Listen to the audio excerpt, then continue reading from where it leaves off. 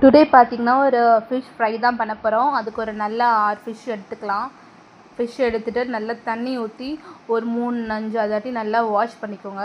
நல்லா வாஷ் பண்ணிவிட்டு அதுக்கப்புறமேட்டு நம்ம மஞ்சத்தூள் சேர்த்துக்க போகிறோம். மஞ்சத்தூள் சேர்த்து நல்லா வாஷ் பண்ணிவிட்டு அந்த மீன் உள்ள கருப்பு கருப்பாக இருக்கும் அதெல்லாம் வாஷ் பண்ணணும், இல்லைனா கசக்கும். நல்லா வாஷ் பண்ணி ஃப்ரெஷ்ஷாக எடுத்து வச்சிடலாம். ஃப்ரெஷ்ஷாக எடுத்துகிட்டோன்னே இடித்த பூண்டு, கருவேப்பிலை. பூண்டு அவ்வளோ ஃப்ளேவர் தரும் உங்களுக்கு மிளகாத்தூள் போட்டு பிசையும் போது. இப்போ பார்த்திங்கன்னா வீட்டு மிளகாத்தூள் இருக்குல்ல, அந்த மிளகாத்தூள் போட்டுடலாம். தேவையான அளவு மிளகாத்தூள் போட்டுட்டு அதுக்கப்புறமேட்டு தேவையான அளவு உப்பு போட்டுருங்க.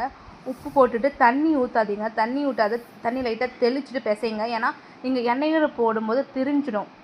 அப்புறம் மீனில் வந்து மிளகாத்தூள் ஒட்டாது, ஓகேவா? அதனால் அரை மணி நேரம் ஊற வச்சுட்டு தோசைக்கல் வச்சுட்டு அதுக்கப்புறமேட்டா நம்ம மீனை வச்சிடலாம். பின்பக்கம் நல்லா ஃப்ரை ஆகிட்டோன்னே முன்பக்கம் அப்படியே திருப்பி போட்டோன்னா நல்லா ஃப்ரை ஆகிருக்கும். இப்போ பாருங்கள், ஒரு மிளகாத்தூள் கூடமே எண்ணெய் இதுவாகல, எல்லாமே கரெக்டாக மீன் மேலே அழகாக ஒட்டி ஃப்ரையாக இருக்குது. பார்க்கவே சூப்பராக இருக்குது. நீங்களும் சாப்பிடுங்க. இதை நீங்கள் சாப்பிடும்போதே இந்த பூண்டோட ஃப்ளேவர், இந்த கருவோட ஃப்ளேவர், அது எல்லாமே இந்த மீனுக்குள்ளே சூப்பராக இறங்கியிருக்கும்.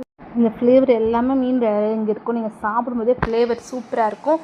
நீங்களும் நான் சொன்ன மாதிரியே நல்லா ட்ரை பண்ணி வறுத்து மீன் இதே மாதிரி சாப்பிட்டு பாருங்கள்.